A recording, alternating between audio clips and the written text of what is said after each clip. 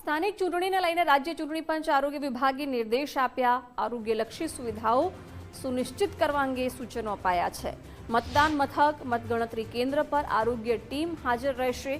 હીટવેવની kit ORS પેકેટની વ્યવસ્થા રાખવામાં આવશે। મતદાન મથકો પર મેડિકલ વાન અને 108ની ટીમ સ્ટેન્ડ બાય રહેશે।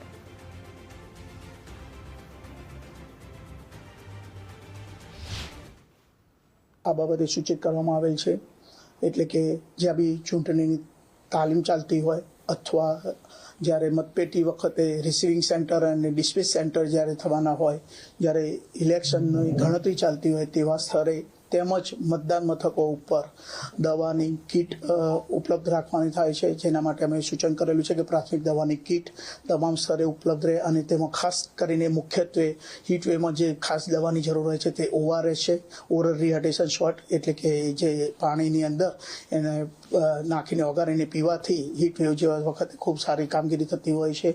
તો એ ઓઆરએસ પેકેટ સહિતની દવાની વ્યવસ્થા કરવા માટેનું અત્રેથી સૂચન કર્યું છે।